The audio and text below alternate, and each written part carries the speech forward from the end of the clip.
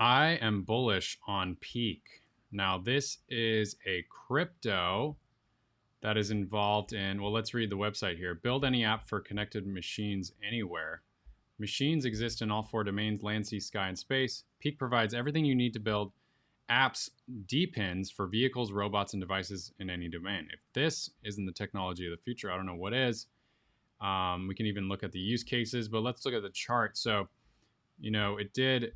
I know some people that bought this, I don't know, maybe up here, so they're upset about it because it fell.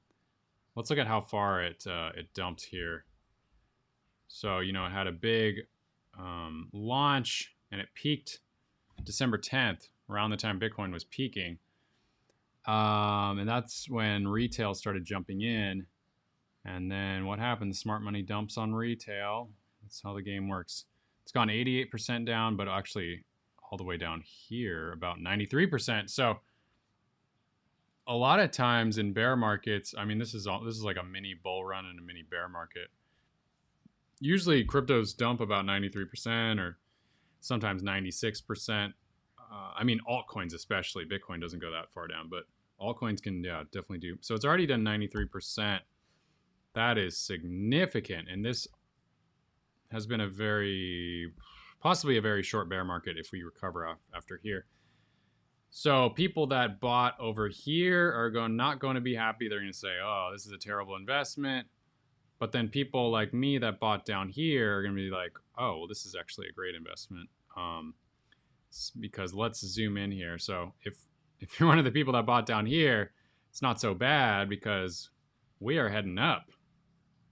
We are on the up and up. So yeah, I mean, we have gotten a really nice pump here from the lows.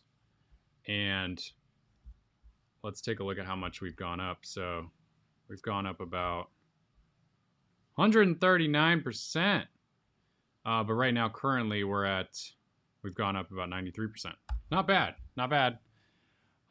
So who else has been buying? Who else bought the lows? And, I honestly added a little more because I'm like, this chart's looking pretty bullish overall. I mean, even compared to Solana, it's holding up pretty well as, Solana has dumped considerably. Let's see how far Solana's dumped right now. Solana's dumped already like 18%. Peaq has had a healthy correction too. Let's see how much. 24%. Okay. Well, yeah, Peaq is so this is basically, could be considered a high risk. This is a new crypto that's come out. I have to say none of this is financial advice. I'm not a financial advisor. Crypto is risky. You could lose your money. So you got to make your own financial decisions, do your own research. A little bit more research is, so the DePIN use cases that Peaq is used for. So DePIN is decentralized physical infrastructure networks. These apps use tokens to incentivize people to deploy hardware to build real physical infra networks. So includes land, sea, sky, and space. So land includes all of these things that Peaq could be used for. 5G networks, AI data marketplace. That's going to be just absolutely massive. AI perception. What exactly is AI perception? Leverage crowdsourced spatial data from smart devices to power a decentralized machine perception network, helping AI and robots navigate the world. Oh my gosh, that's insane. I can't believe this world we're headed into. Can you guys believe this? This is crazy. Air quality monitoring. That's cool. Autonomous taxis. So, Teslas are going to be potentially in the next few years going to be able to just be driving the streets and be automated taxis. That is wild. So we could just like work in our cars while we're driving around, while they're autonomously driving around by themselves. Cloud gaming, communal 3D printing, communal humanoids. What the heck is that? Oh, humanoid robots can be owned by communities to perform repetitive or dangerous tasks. Whoa, that's cool. Let's get communal humanoids to build decentralized communities for us out in nature, out in beautiful nature, where we're farming, we're growing our own food. Although I don't know if we want to do that. Maybe we want humans to do it after all. We want to be more human. I don't know. I don't necessarily want to be more robotic, but we could have the robots do the tough work as long as they're not like tracking everything we do. Community shuttles, that's pretty cool. Compute platforms for AI, connected fashion. What is that? Outfitting smart art and fashion items. Connected mobility data, decentralized video calling, data storage. Oh, DAO governed robo farms. Oh my gosh. Farms operated and governed by a decentralized autonomous organization for transparent and inclusive decision making in agriculture. Let's also have DAOs for decentralized off grid communities where we can grow our own food, drink our own fresh water, and share resources and live in harmony with nature and each other. Electric bike sharing, electric car charging, food delivery, fitness tracker, file storage. Look at all this. This is just a lot. Noise pollution monitoring. Wow. To measuring noise pollution levels in real time with connected sensors owned by the community. Power bank rental. Man, the possibilities are literally endless. I think this list is going to continue to grow. This is like pretty insane. So I mean, this technology, this network is going to be arguably unbelievably beneficial or at least or valuable. Has so much utility here. It's almost an infinite amount of utility, especially with AI, which could just add some just more insane amounts of utility to this technology. So in a sense, all these robots can be connected through this network on Peaq with all these DePIN use cases. Wow, pretty wild, pretty wild.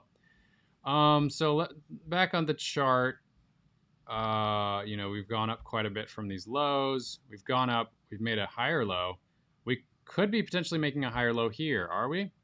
Although, if you look at this green line, so I took a Fibonacci from this peak at 140 down to the lows down here, and the 50% levels at about 99.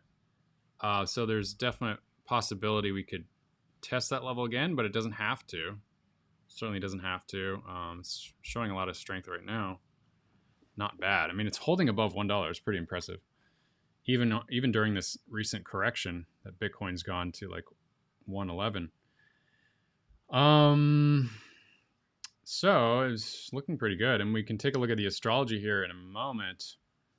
Let me see. And in the very short term, no, let's take a look at the astrology. Well, actually, no, I want to zoom out here, and we're looking at potential levels of resistance. We could definitely have levels of resistance right where we're at right now, around $1, $1.10, because that's where we got these lows right here. And, that's where we're bouncing off there. And then that turned into resistance when it was below there. And then after that, there could be levels of resistance. I mean, perhaps around 0.167, something around there, as there's more potential levels there. I mean, I could put a line there, these over here. And then there's this other peak here at 0.195. And after that, I mean, we could be heading well up to, 0.50 maybe. That would be at 5x already. So, man. And then if we possibly, this isn't guaranteed, but if we make a new all-time high, we're going to be heading above, 0.85. We could head up to $1, which would be 10x. So that could potentially be an easy 10x. And then after that, the sky's the limit. So some people are saying this could be an 100x coin if you bought, around 60 cents or something. 70 cents where I bought it. But I might even add to this position, seeing how much we correct down from here.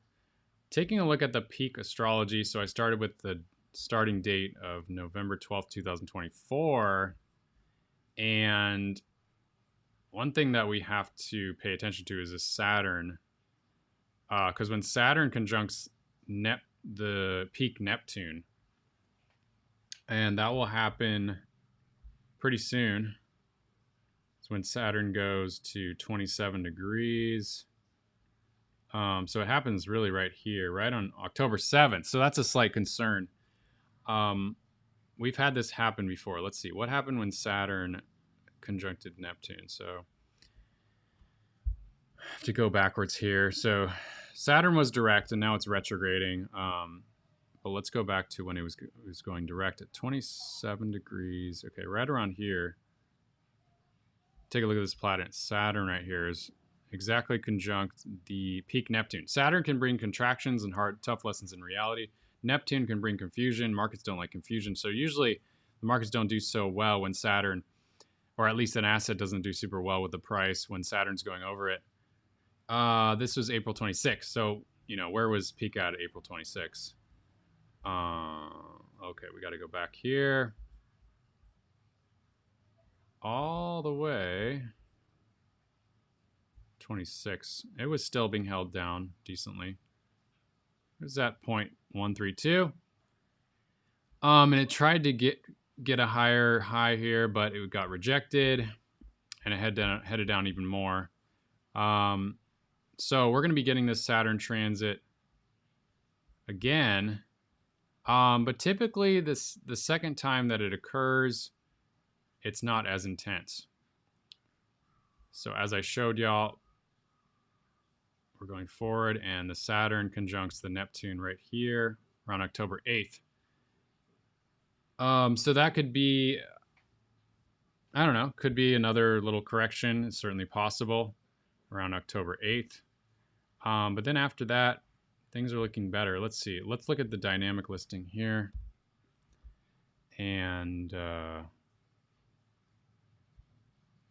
this is where we got the breakout around September 17th. We've got this super bullish transit, Jupiter trining the Peaq Sun, and we got a breakout really close to there.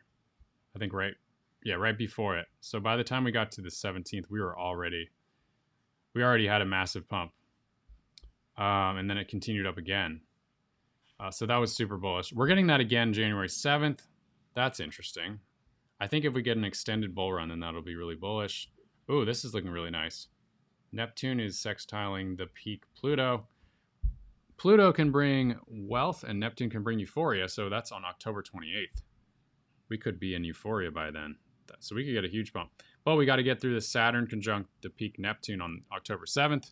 We get it again in January. That's a concern. Typically, the second time, it's a little less emphasized. It's a little less powerful. So we could get a little correction around October 7th, a smaller big correction, certainly in the cards. Could be a great buying opportunity, actually. Saturn transits have some of the best buy opportunities. Wow, this is super bullish. So Uranus, the planet of crypto, is trining the Peaq Pluto, the power of wealth and power. November 11th. 11/11, we're getting a super bullish transit. Then November 10th, we're getting Saturn sextiling the Peaq Uranus, which is the planet of crypto. Saturn can bring slow and steady growth. In this situation, it's getting that positive sextile. November 10th. Wow, November is looking super bullish for Peaq, so I am planning to buy more on any corrections. Even the end of the year is looking good. But a lot of this will depend on what Bitcoin's doing. If Bitcoin is going into another run, if it's getting a higher high, or if it's getting a lower high, that could send altcoins to the moon. So that's why I wanted to make this video. This is looking really bullish, especially for November for Peaq. And I'll probably add more around October 7th when we get that Saturn conjunction. It's looking very good. So what are you guys thinking? Let's take a look at that. So around October 7th, like, I don't know, maybe we'll hang out here for a little bit. Maybe we'll try to go up again. I don't know exactly what it'll look like, but we could get a correction on October 8th, October 7th before it continues up like that. Who knows? Or we could be continuing up from here and then a correction like that or something like that. So that's what I'm thinking, basically. What do y'all think? This is very, very interesting technology. I'm feeling very bullish on this Peaq project and crypto. If you're interested in attending my Crypto Astro Retreat, we're going to be diving deep into crypto and astrology and maximizing our profits. If Peaq does extremely well in November. We're going to be putting together a profit-taking plan. All right, because if you don't have a plan, you're set up for failure. This is the most volatile market in the world. You have got to have a plan and follow it step by step, or you're going to just, it's not going to be good, because you're going against Wall Street. You're going against some of the most experienced investors in the world. You got to have a profit-taking plan, or things are going to get smashed in your portfolio, just like it happened for many people over here. They invested at the wrong time. They thought we were going to the moon right here, and it just tanked. So you don't want to be stuck buying up here and selling down here, which so many people do. Like I've been saying, you want to buy on these lows and then be selling up here. If you haven't gotten in yet, I'd buy on any corrections down here and then be selling as it goes up. All right. Then you can actually make wealth. Real wealth is not, it's not real wealth in crypto, at least, if you're just holding and holding and holding, because it goes up and then it goes back down and it's just extremely volatile. In my opinion, it's best to, like I said, buy low, sell high. All right, hopefully that makes sense. Check out the link below for my Crypto Astro Retreat coming up in November, and it's in the Paradise Island of Bali. And I'll talk to you guys very soon. Peace.